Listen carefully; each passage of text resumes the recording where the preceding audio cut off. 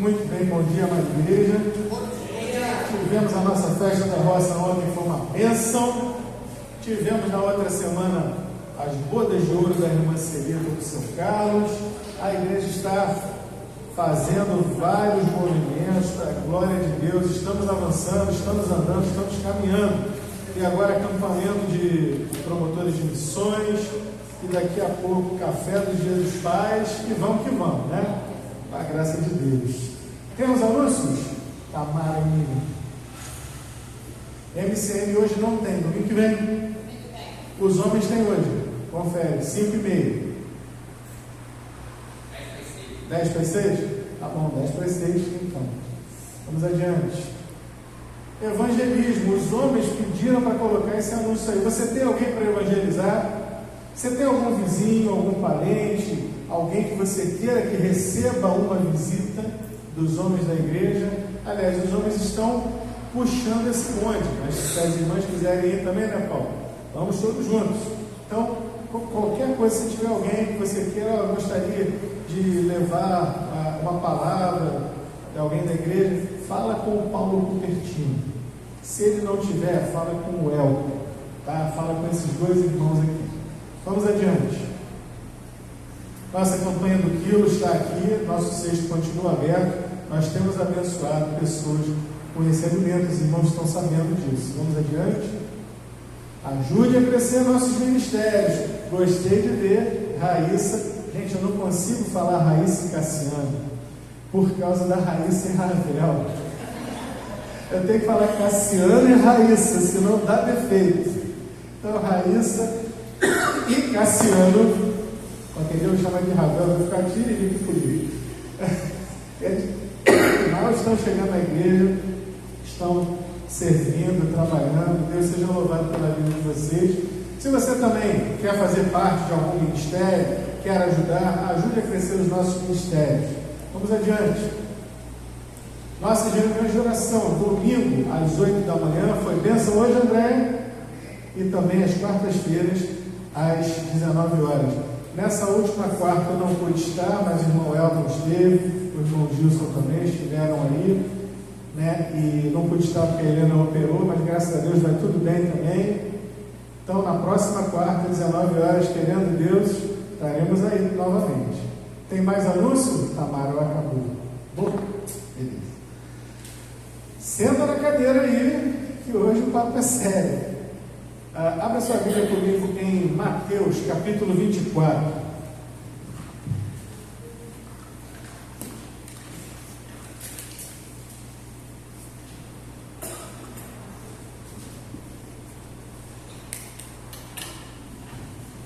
Mateus, capítulo 24. Tem duas coisas que o Senhor está fazendo comigo nesse tempo, que eu estou até me estranhando. A primeira, vocês têm observado que eu tenho escrito mensagens, eu não sou de escrever. Se eu estou escrevendo, é por medo de perder aquilo que Deus tem mandado. Então eu estou deixando por escrito agora. E a segunda coisa, vocês podem observar que eu não estou mais pregando assim, vamos pregar o versículo tal. É na base do capítulo.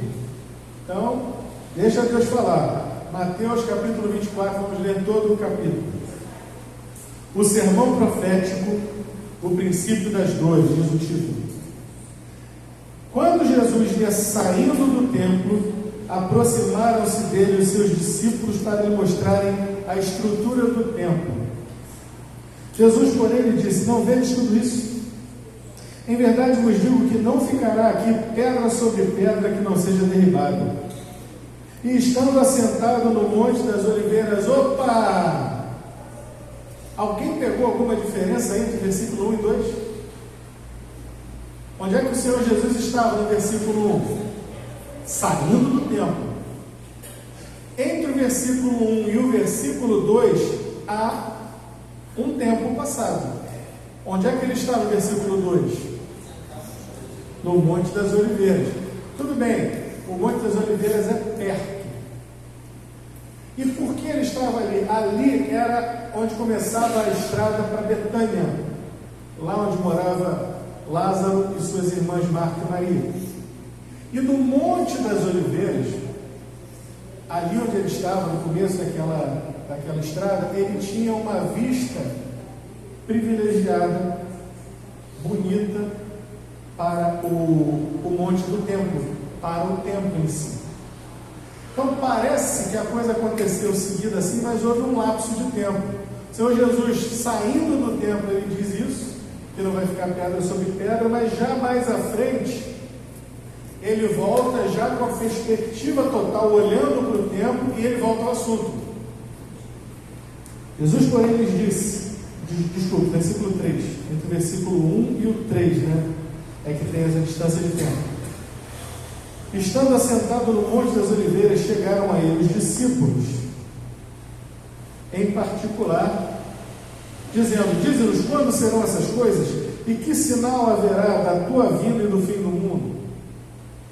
Agora eles estão olhando para o templo e pensando nisso. E Jesus respondendo disse-lhes: presta atenção nessa palavra, porque ela é o título da nossa mensagem de hoje. Acautelai-vos. Todo mundo, alguém aqui ainda lembra o que é se acautelar? É prestar atenção, é tomar cuidado, tenham cautela, fiquem ligados. É isso que ele está dizendo. Acautelai-vos. A resposta dele começa com essa palavra: acautelai-vos. Que ninguém vos engane. Prestem bastante atenção para que vocês não sejam enganados. Verso 4. E Jesus respondendo disse-lhes: acautelai-vos que ninguém vos engane, porque muitos virão em meu nome dizendo: eu sou o Cristo, e enganarão a muitos. E ouvireis de guerras e de rumores de guerras. Olhai, não vos assusteis, porque é mistério, é necessário que isso aconteça, mas ainda não é o fim. Porquanto se levantará nação contra nação e reino contra reino, e haverá fomes e pestes e terremotos em vários lugares. Mas todas essas coisas são o princípio das dores. Presta atenção. Os discípulos perguntaram: quando acontecerão essas coisas? Cristo não vai dar uma resposta de quando. Ele não está preocupado com o quando, mas ele está preocupado com o como. Como a igreja, como os discípulos estarão quando estes fatos vierem a ocorrer. Por isso ele recomenda a cautela, para que não sejam enganados. Ele diz: haverá guerra, fome, peste, terremoto. Tudo isso vem acontecendo ao longo da história da humanidade. A primeira guerra na história da humanidade foi uma guerra de dois: Caim e Abel. Foi o primeiro homicídio. E não vai parar até o fim dos dias, porque infelizmente o ser humano, ele é assim. Mas fica parecendo, olhando aqui esse discurso, fica parecendo que esses são os sinais da vinda de Cristo. Mas ele diz claramente aqui no versículo 8, que essas coisas são o princípio das dores. Princípio. Não é assim, porque toda vez que aparece um endemoniado, tipo Adolf Hitler, a igreja logo se arvora: agora Jesus está voltando. Chegou um homem aí que esse aí é o anticristo. Aí aponta: o anticristo é o Papa, o anticristo é Hitler, o anticristo, vários anticristos aí ao longo da história, e já estão levantando alguns aí como hipóteses para esse nosso tempo. Não entra nessa, meu irmão, não entra nessa. Vamos continuar. Verso 9: então vos hão de entregar para seres atormentados, e matar-vos-ão, sereis odiados de todas as gentes por causa do meu nome. Eu sei que a igreja perseguida sempre existiu e sempre haverá. A missão Portas Abertas está aí, colocando em evidência a igreja perseguida nos países onde há a maior perseguição do mundo. Eles geralmente trabalham com uma lista de 50 países onde há maior perseguição. E normalmente são países árabes ou comunistas. O dia que inventaram um país comunista árabe, acabou. Mas assim, os países árabes, né? Arábia Saudita, Irã, Iraque, aquela coisa toda. Me espantou a última lista que entrou o México. O México é um país cristianizado, é um dos países onde há maior perseguição aos cristãos, ou seja, a maré está virando. É para a gente se acautelar, tem que estar ligado. Verso 10: nesse tempo muitos serão escandalizados e trair-se-ão uns aos outros e se aborrecerão, ou seja, se odiarão. E surgirão muitos falsos profetas, enganarão a muitos. E por se multiplicar a iniquidade, o amor de muitos esfriará. Mas aquele que perseverar até o fim será salvo. E este evangelho do reino será pregado em todo o mundo, em testemunha a todas as gentes, então virá o fim. Quando virdes que a abominação da desolação de que falou o profeta Daniel está no lugar santo, quem lê entenda, então os que estiverem na Judéia fujam para os montes, quem estiver sobre os telhados não desça a tirar coisa alguma de sua casa, quem estiver no campo não volte atrás para buscar as suas vestes, mas ai das grávidas e das que amamentarem naqueles dias. E orai para que a vossa fuga não aconteça no inverno nem no sábado, porque haverá então grande aflição, como nunca houve desde o princípio do mundo até agora, nem tampouco jamais haverá jamais. Esse versículo serve para a gente ter noção de que ainda não é o tempo, porque esse versículo fala de uma tribulação, de uma, não é a palavra aqui, aflição, que tomará conta da humanidade de uma forma tal que aquilo que Hitler fez, o Holocausto, vai parecer a Disneylandia. Para vocês terem noção de como vai ser a coisa. Coisas terríveis virão nos últimos dias, mas ainda não é nesse tempo. E se aqueles dias, a coisa é tão intensa, que se aqueles dias não fossem abreviados, nenhuma carne se salvaria, mas por causa dos escolhidos serão abreviados aqueles dias.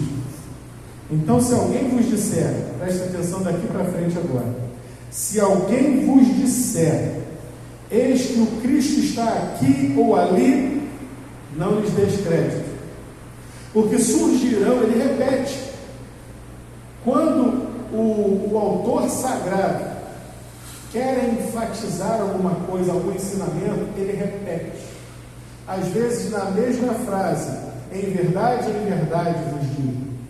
Quer dizer, preste atenção nisso que eu estou falando, que eu vou dizer, em verdade. Ele já falou de falsos profetas e ele volta ao tema, porque surgirão falsos cristos e falsos profetas. Agora preste atenção. E farão grandes sinais e prodígios, que se possível forem, enganariam até os escolhidos. Falsos cristos e falsos profetas, fazendo sinais e prodígios. Eis que eu vou-lo tenho predito. Portanto, se vos disserem, eis que ele está no deserto, não saiais, ou eis que ele está no interior da casa, não acrediteis. Porque assim como o relâmpago sai do Oriente e se mostra até o Ocidente, assim será também a vinda do Filho do Homem.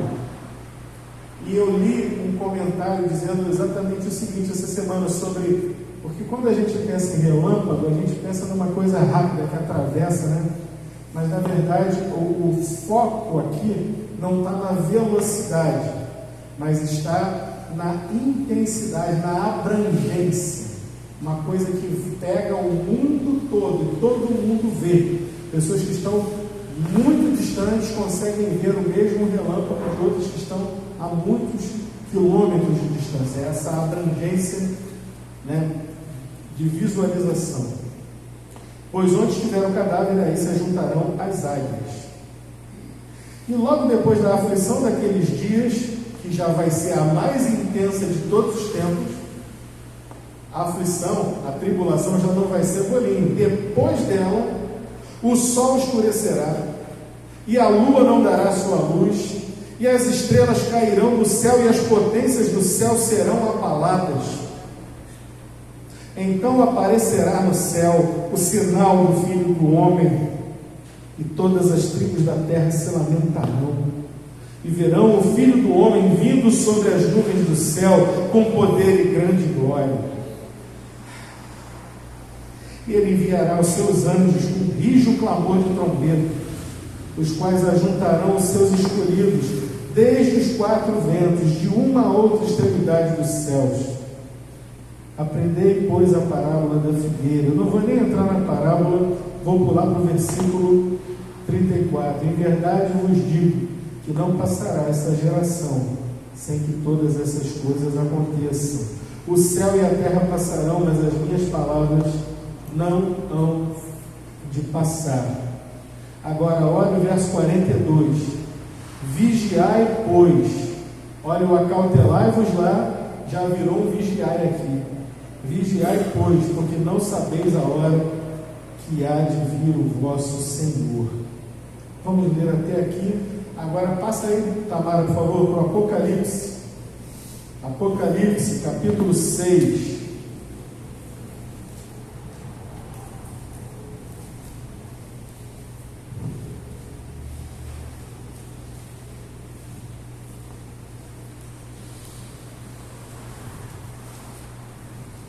A partir do verso 12. Aqui já no Apocalipse, já na revelação mais abrangente. Verso 12. E havendo aberto o sexto selo, olhei, e eis que houve um grande tremor de terra, e o sol tornou-se negro como o saco de silício, e a lua tornou-se como sangue. Bate com o que a gente acabou de ler, em Mateus 24. E as estrelas do céu caíram sobre a terra. Está lá, não falou? Ele não falou? Como quando a figueira lança de si os seus figos verdes, abalada por um vento forte. E o céu retirou-se como um livro que se enrola, e todos os montes e ilhas foram removidos do seu lugar. E os reis da terra, e os grandes, e os ricos, e os tribunos, e os poderosos, e todo servo e todo livre, se esconderam nas cavernas e nas rochas das montanhas. E diziam aos montes e aos rochedos: caí sobre nós, escondei-nos do rosto daquele que está assentado no trono e da ira do Cordeiro, porque é vindo o grande dia da sua vinda. Quem poderá subsistir? Ó Deus, dá-nos a tua palavra nessa manhã, me dá condições de pregar essa palavra. Alimenta a tua igreja, em nome do Senhor Jesus. Amém. Acautelai-vos é a palavra para hoje. A Bíblia nos aponta uma realidade espiritual. E todo mundo gosta quando o crente fala em realidades espirituais. Vamos falar de espiritual, vamos falar de amor, né? E a turma aí do mais amor, por favor. Vamos falar de amor ao próximo, vamos falar dessa coisa toda. Mas a realidade espiritual, ela se transforma, ela se conforma com a realidade cósmica. Não existe uma espiritualidade desconectada da realidade física e cósmica. Os irmãos estão entendendo? A realidade é espiritual. Deus é espírito e importa que os seus adoradores o adorem em espírito e em verdade. Deus é espírito, é uma realidade espiritual. Mas esse Deus que é espírito, por meio da palavra dele, todas as coisas vieram a existir. Não é isso que a Bíblia nos revela? Ele criou, no princípio criou Deus os céus e a terra. Está lá no Gênesis 1, versículo 1. E lá no capítulo 21 de Apocalipse, haverá um novo céu e uma nova terra. Pessoas, vamos falar então de realidades espirituais, tocando novamente, tangendo a questão física e cósmica.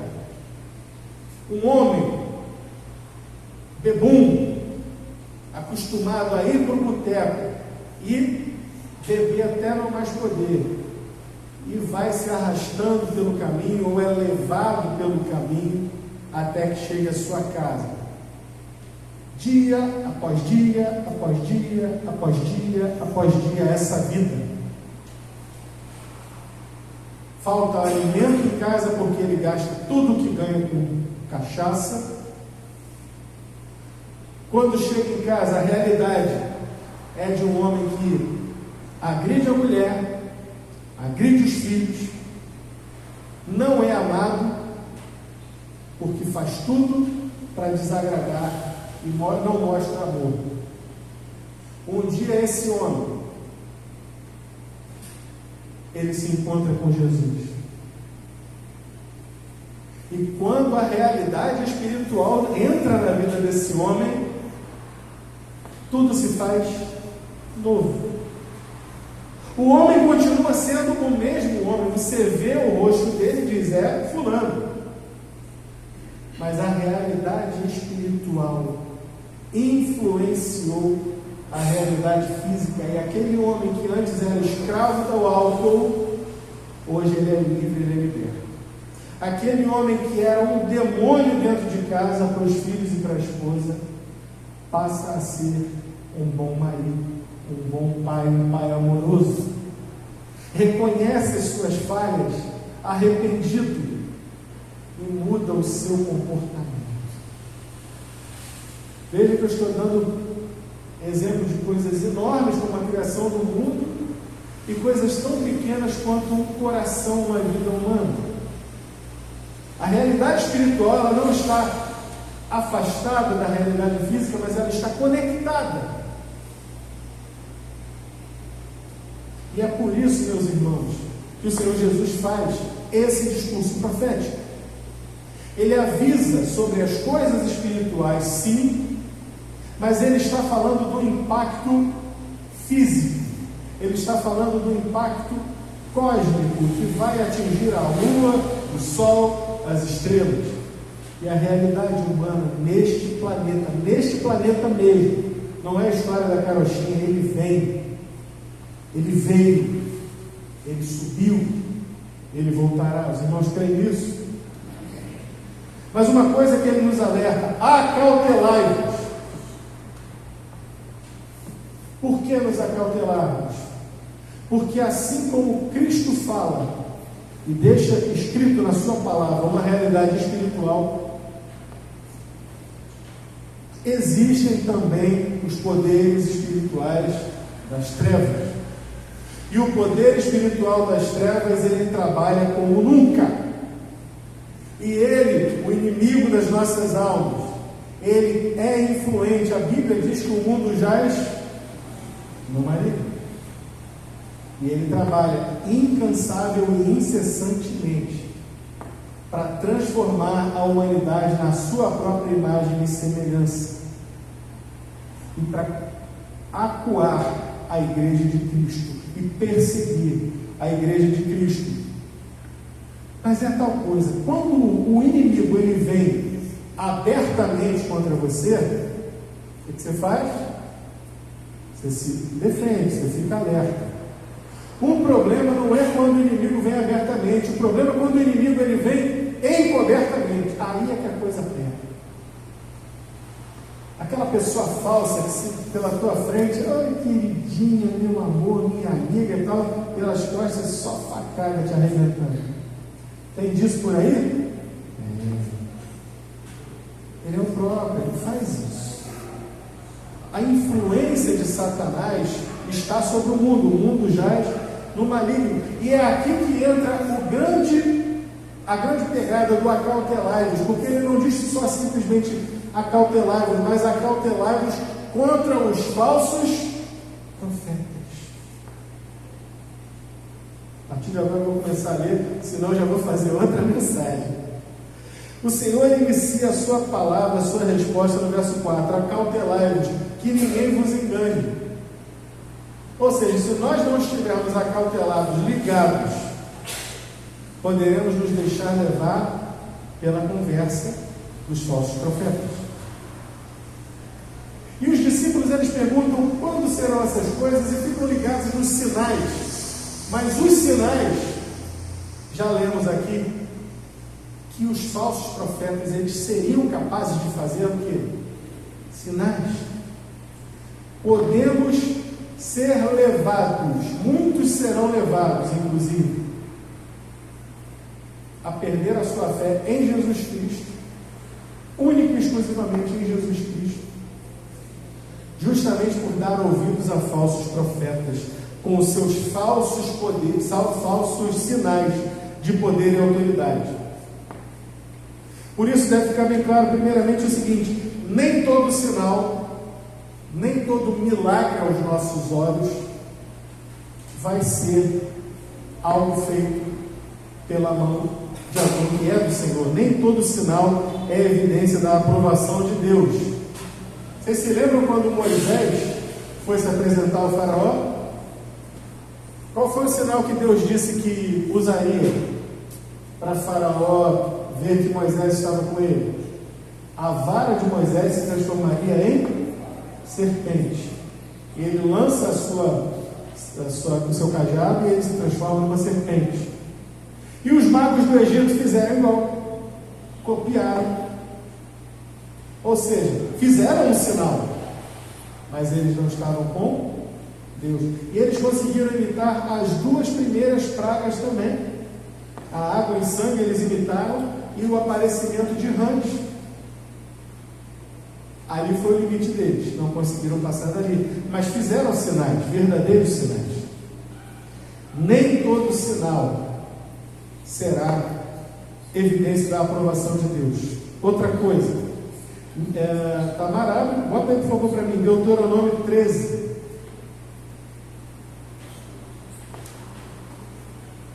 O próprio Moisés, inspirado por Deus, vai escrever o que está em Deuteronômio 13, de 1 a 4. Olha a lei de Moisés: quando o profeta ou sonhador de sonhos se levantar no meio de ti e te der um sinal ou prodígio, e suceder ao sinal ou prodígio, ou seja, o cara falou que ia fazer e fez mesmo o sinal, de que te falou, que houver falado, dizendo: vamos após outros deuses que não conhecestes e sirvamo-los, não ouvireis as palavras daquele profeta ou sonhador de sonhos, porquanto o Senhor, vosso Deus, vos prova, para saber se amais o Senhor, vosso Deus, com todo o vosso coração e com toda a vossa alma. Após o Senhor, vosso Deus, andareis, e a Ele temereis, e os seus mandamentos guardareis. É a sua voz ouvireis, e a Ele servireis, e a Ele vos achegareis. Ou seja, está previsto na própria lei de Moisés que apareceria gente fazendo sinais e prodígios, e que esses sinais e prodígios seriam usados não para honrar e glorificar o nome de Deus, mas para afastar as pessoas de Deus. Esse texto deixa claro uma das marcas dos falsos profetas, que é a finalidade de conseguir seguidores para si mesmos, tomando o lugar de guia espiritual dos outros, ao mesmo tempo em que afasta as pessoas de Cristo e do Deus verdadeiro. E nos choca ver que, apesar desse aviso, quantas vezes Israel foi atrás de falsos deuses, Israel foi atrás de falsos profetas, como por exemplo no tempo do rei Acabe, no tempo da rainha Jezabel, ou mesmo o rei Saul, que tentou consultar os mortos usando a pitonisa, não é? Estava tudo avisado, a lei avisava tudo isso, mas o pecado estava lá. Pastor, falsos profetas? Sim, tinha falso profeta no Velho Testamento, tinha falso profeta no Novo Testamento, e tem muito falso profeta hoje. Quantos falsos profetas, agora pegadinha de prova, hein? Quero ver quem vai acertar. Quantos falsos profetas Elias enfrentou naquele monte em que caiu o fogo do céu? 400 ou 450? Nenhum, nem outro. Era 450 de Baal, mais 400 de Azerá. pesadão. Você já se viu eu contra 850? Eu me senti naquele Rei Leônidas do Esparta, né? 300. 850 pessoas, gente, pelo amor de Deus. E o profeta lá. O livro de Jeremias também mostra quantos falsos profetas existiam, principalmente lá no capítulo 23. Vamos encontrar referências a falsos profetas em Ezequiel também no capítulo 13, e outras tantas passagens do Antigo Testamento nos alertam contra os falsos profetas. Mas o assunto é tão sério que ele toma uma outra força no Novo Testamento. No Novo Testamento, você pode pegar o Novo Testamento, começa em Mateus, vai até o Apocalipse, virtualmente todo o Novo Testamento traz alertas contra falsos cristos, falsos mestres e falsos profetas. Acho que a única carta do Novo Testamento que não fala de falsos profetas é Filemão, porque até Judas, que é uma carta de uma página, de um capítulo, você vai encontrar lá falando sobre os falsos profetas, para ter cuidado com eles. Portanto, o assunto é sério, meus irmãos. Acautelai-vos. Cristo nos alertou, e todo o Novo Testamento nos alerta de que haverá falsos cristos, falsos mestres, falsos irmãos, falsos profetas. E o Apocalipse, nós já lemos esse texto ainda agora, falando disso, e esse texto que eu fiz questão de ler aqui, não, é outro, Apocalipse 13, por favor, Tamara, eu tinha esquecido desse. Vejam o que diz o Apocalipse também, capítulo 13, verso 11 ao 15.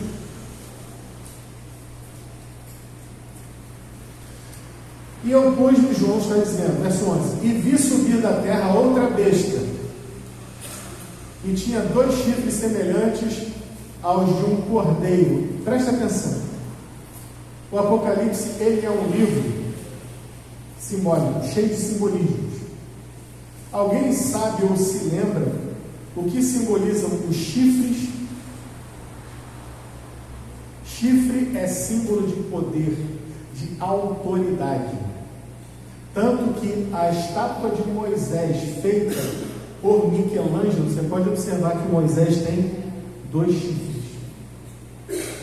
E tinha 2 chifres semelhantes ao de um cordeiro, e falava como o dragão, essa é a besta que subiu da terra, e exerce todo o poder da primeira besta na sua presença, e faz que a terra e os que nela habitam adorem a primeira besta, cuja chaga mortal foi curada, e faz grandes sinais, de maneira que até fogo faz descer do céu à vista dos homens. Olha o sinal que a besta fazia, faz descer fogo do céu.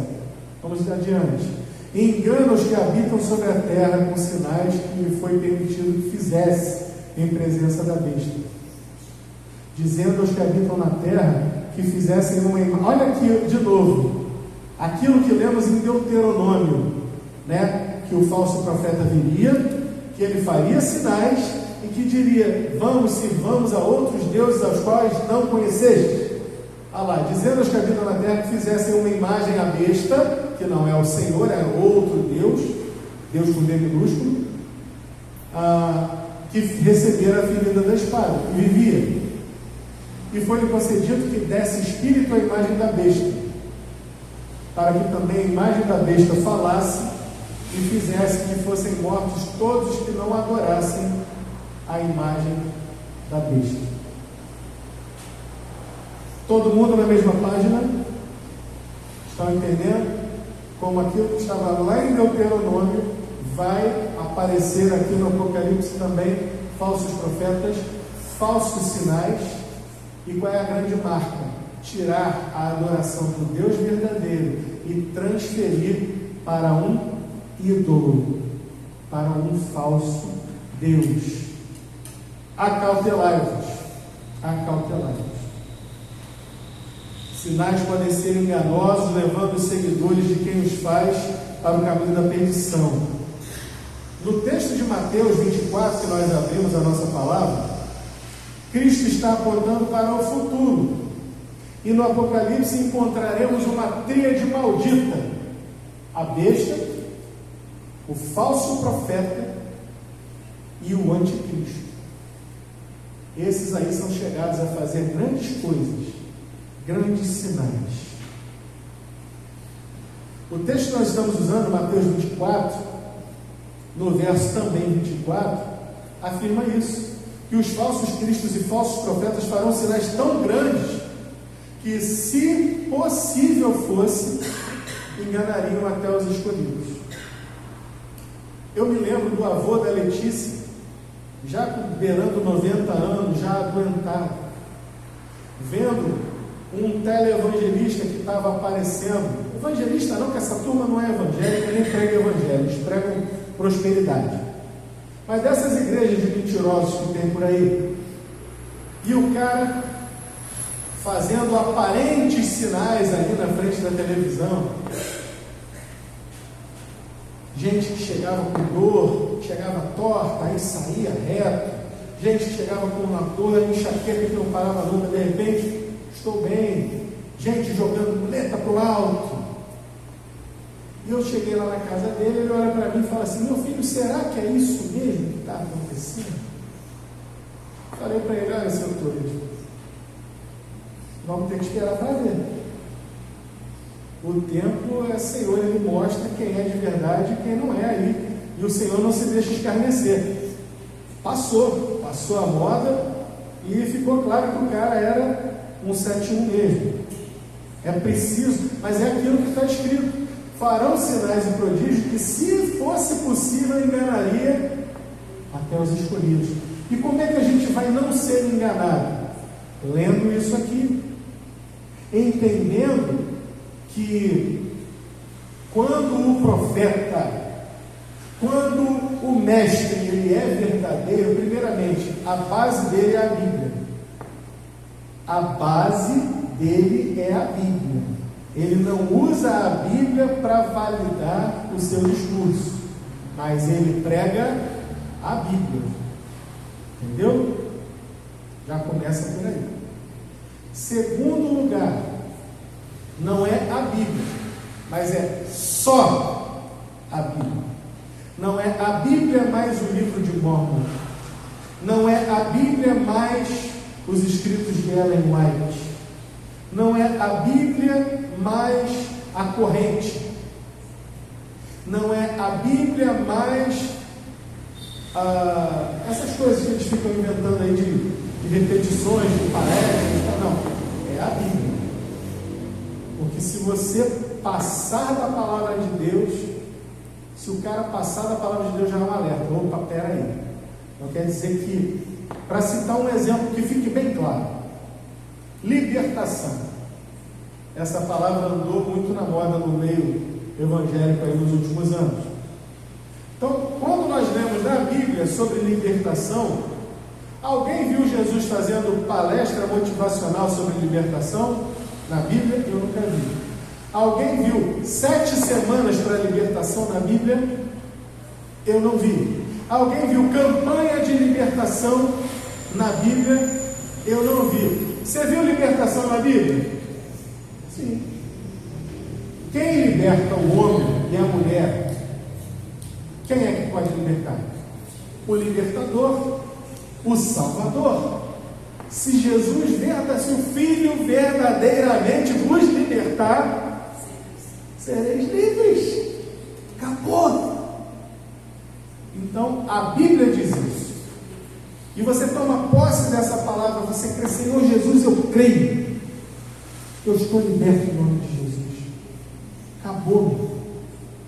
Pode ser que venha, apareça alguém endemoniado de verdade na sua frente, e você, em nome de Jesus, você tem autoridade para repreender o diabo e libertar aquela pessoa. No nome de Jesus. Só, única e exclusivamente. E acabou. Não tem esse negócio de, mas aí precisa 7 semanas de libertação, não sei quantas semanas, precisa vir os 318 de Abraão, não precisa nada disso. É a Bíblia, é Jesus. Ou ele é o Salvador, completo, perfeito, acabado, ou ele é um quebra-galho. Quem é Jesus para nós? Ele é um quebra-galho? Ele é Jesus, ele é o Filho de Deus, ele é o Salvador. Para citar um exemplo dos falsos profetas, que querem para si o quê? Gente que os siga, seguidores. Por isso que eles inventam essas modas.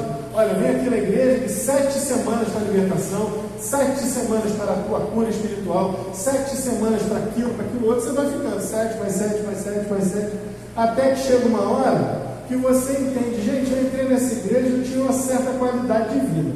Eu estou aqui há tantas semanas nessa igreja, eu estou sem nada no bolso. Só vim aqui para perder dinheiro. Igual aquela mulher, o exemplo perfeito, a mulher que tinha o fluxo de sangue, 12 anos com fluxo de sangue, gastou tudo o que tinha, tudo que ela tinha, ela gastou com os médicos. E o texto bíblico diz, não tendo melhorado, muito pelo contrário, indo a piorar. Quando foi que aquela mulher se libertou e se curou? Quando ela encontrou com Jesus. Não precisou mais médico, não precisou mais libertação, nada. Ela foi em quem liberta, ela foi em quem cura. Cuidado com os falsos profetas, acautelai-vos, porque eles farão sinais, e se possível fosse, enganariam até os escolhidos. Vou fazer uma pausa aqui para incluir uma segunda marca dos falsos profetas. Eles pregam o que as pessoas querem ouvir. Falso profeta, ele não, como eu falei ainda agora, o profeta, o pregador, ele tem que pregar a Bíblia, e não a parte da Bíblia que ele quer pregar. Não fazer separação aqui de texto bíblico só de coisa boa, bonitinha, fofinha, para angariar a gente. Não, ele tem que pregar o que a Bíblia diz. Mas tem gente que gosta de pregar o que os outros querem ouvir. Por isso a gente tem ouvido tanta gente aí com um discurso gospel, mas que não é uma pregação verdadeira sobre a palavra de Deus. Por isso você vai escutar a musiquinha que vai dizer que você é um espelho, não sei o quê, eu nem sei como é que fala o negócio do ouro puro de Ofir.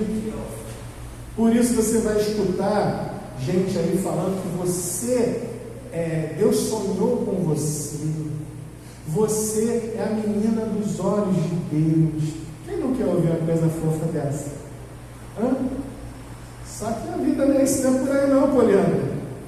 Não é por aí não. Olha que a palavra de Deus, 2 Pedro, por favor, Tamara. 2 Pedro, capítulo 2.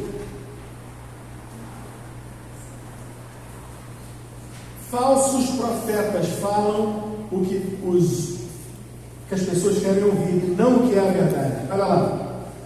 Também houve entre o povo falsos profetas, como entre vós também falsos doutores.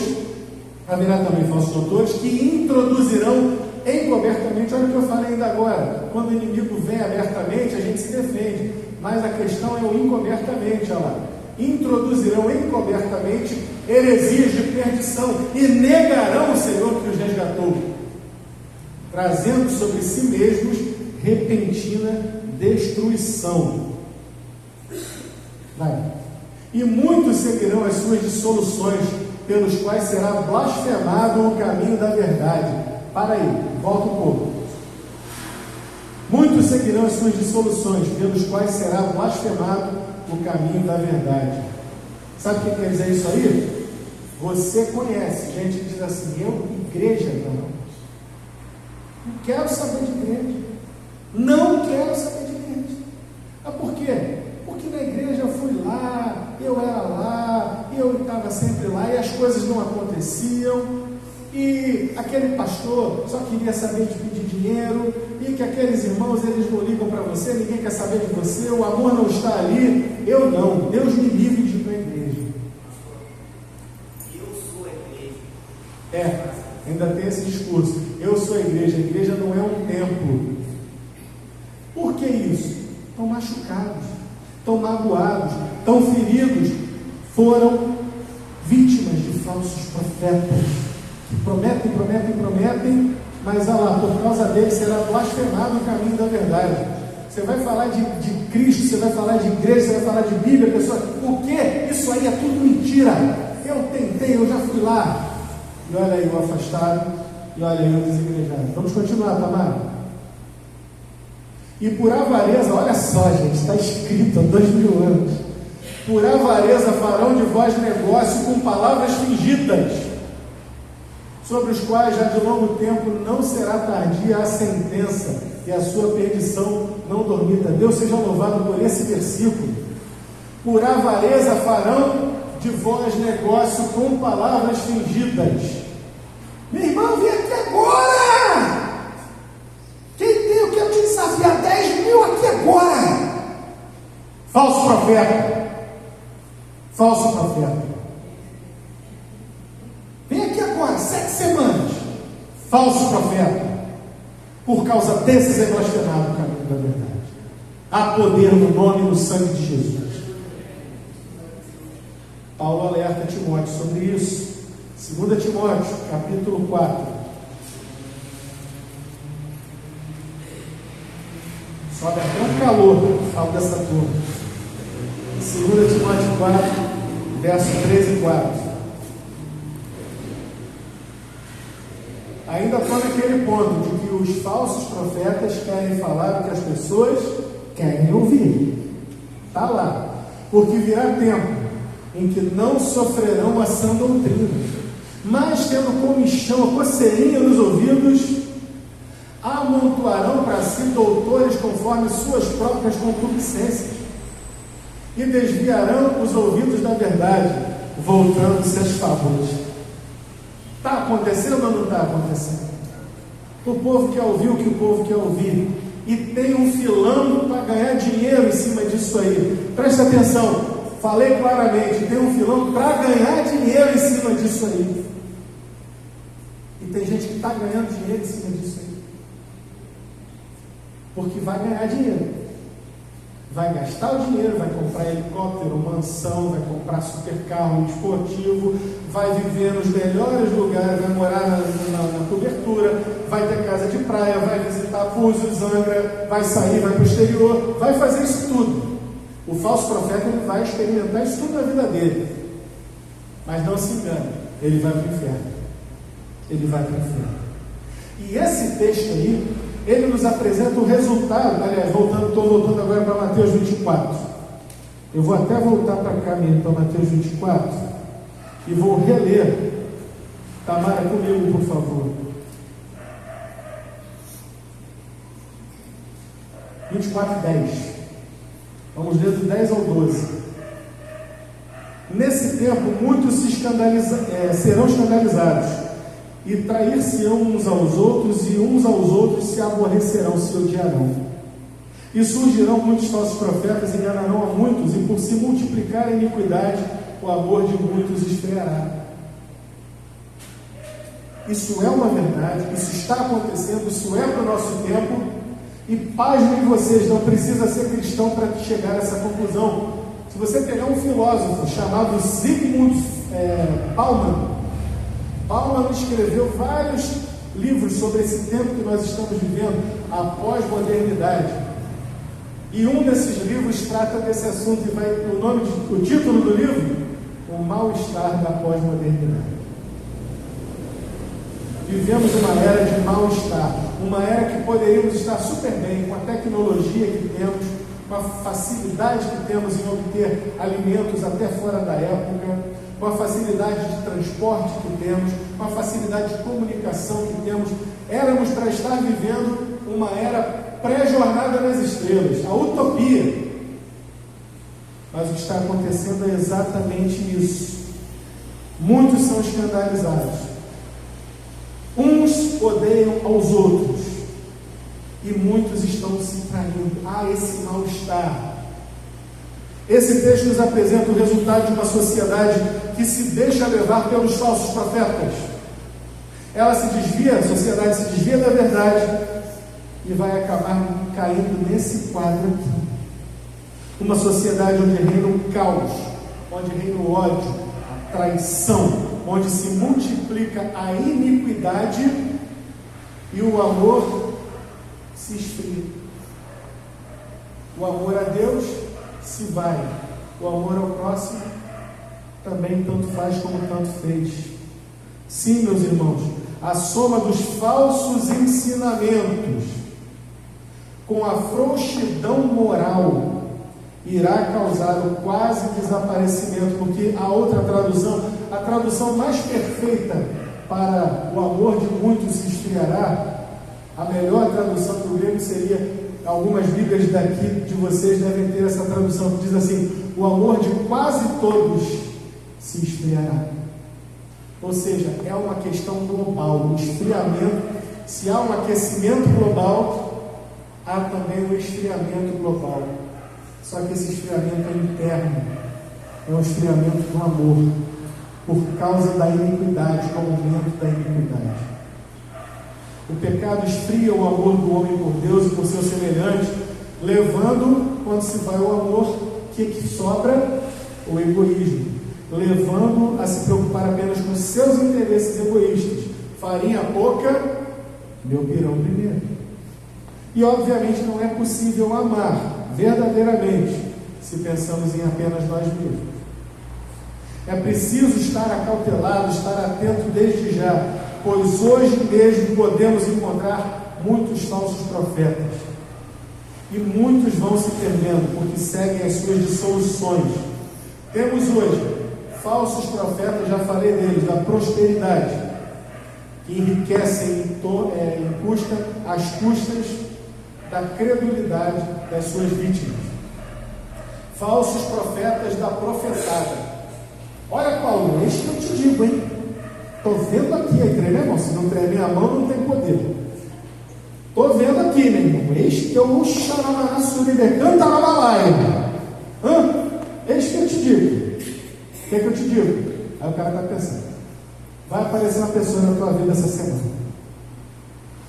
Qualquer pessoa que aparecer na vida do Paulo essa semana vai falar: caramba, será que é essa pessoa? E essa pessoa tem algo para você. Aparece um carteiro lá: aqui é São Paulo. Cara, o povo vai atrás. Meus irmãos, o povo vai atrás desse negócio. Falsos profetas da profetada, e que prometem curas, que prometem milagres. Falsos profetas criando igrejas. Gente, essa está demais. Os falsos profetas que estão criando igrejas com o nome de igreja, mas que não são igrejas, são puxadinhos ideológicos de partidos políticos. Henrique Vieira, o pastor, entre 1000 aspas, que na verdade tem uma igreja que ele diz que é batista, o nome que ele usa é batista, mas que não é uma igreja batista, é um puxadinho do PSOL. Não é uma igreja que prega o evangelho de Cristo, mas é uma igreja que prega o evangelho social de esquerda. Você pode ser de esquerda se você quiser, meu irmão, mas pelo amor de Deus, não troque o evangelho pela ideologia. Quantos estão entendendo? O evangelho é o evangelho. O evangelho é poder de Deus para a salvação de todo aquele que crê. Ele não pode ser conformado a uma plataforma política. Falsos profetas. Meus irmãos, nós temos que estar atentos. Acautelai-vos. É preciso estar atentos desde já, porque esses falsos profetas estão por aí. Esse é o quadro quanto aos falsos profetas, falsos pastores, falsos líderes, falsos apóstolos e falsos cristos. Tudo bem que o falso Cristo que a gente tem aqui no Brasil, aquele lá no Paraná, ninguém leva aquilo a sério, né? Meu pai, o Henrique Cristo, ninguém leva aquele cara a sério, graças a Deus por isso. Mas até ele tem seguidores. É incrível, até ele tem seguidores. O Senhor nos alerta, nos anuncia que devemos estar alertas para evitarmos os seus enganos, principalmente quando eles vierem com sinais, com prodígios, com uma suposta autoridade de Deus. Que Deus nos alerte, quer dizer, nos alertar, já nos alertou, mas que Deus nos ajude a estarmos verdadeiramente apercebidos e ligados, não Tem um texto que Paulo coloca para Timóteo, que eu não estou lembrado agora onde ele está, mas é uma das cartas de Timóteo. Paulo vai dizer assim: a ninguém imponhas a mão precipitadamente. Esse é um conselho de pastor para pastor, de Paulo para Timóteo. Timóteo, não impõe a mão precipitadamente, não. Mas esse conselho, ele vale para nós também. Não vai porque o cara disse que é pastor, mestre, teólogo, profeta, apóstolo. Não vai atrás dele de cara. Analise. Confere com a Bíblia. Cara crachá, cara crachá, cara crachá. Confere. Para ver se ali está um homem de Deus, uma mulher de Deus, ou se você está diante de um falso profeta. Porque eles farão sinais que, se fosse possível, enganariam até os escolhidos. Leia sua Bíblia. Busque a Deus em oração. Tenha comunhão com o corpo de Cristo. E você dificilmente vai cair nas armadilhas dessa turma. Vamos orar? Senhor nosso Deus, fala conosco, complementa essa palavra nos nossos corações, nos ajuda a prestar atenção em Cristo, olhar verdadeiramente para Cristo, autor e consumador da nossa fé. Guarda-nos dos falsos, que nós possamos, Senhor Deus, assim como o Senhor disse a uma das igrejas do Apocalipse, guarda o que tens, que nós possamos guardar o que temos. E Ele ainda diz: eu te conheço, tens pouca força. Nós podemos ter pouca força, mas temos um tesouro em vasos de barro. Ó Senhor, que esse tesouro seja guardado até o dia final. Nós possamos apresentar ao Senhor frutos sazonados. Nós possamos verdadeiramente apresentar ao Senhor frutos dignos do Teu nome, mãos limpas e corações voltados para Ti, e não para as tolices dos falsos profetas. Ajuda-nos também a expandir o reino de Deus, a pregar a verdadeira mensagem da Bíblia, de salvação a todo aquele que crê, para que o Senhor seja honrado pelas nossas vidas. Em nome do Senhor Jesus, nós assim oramos. Amém.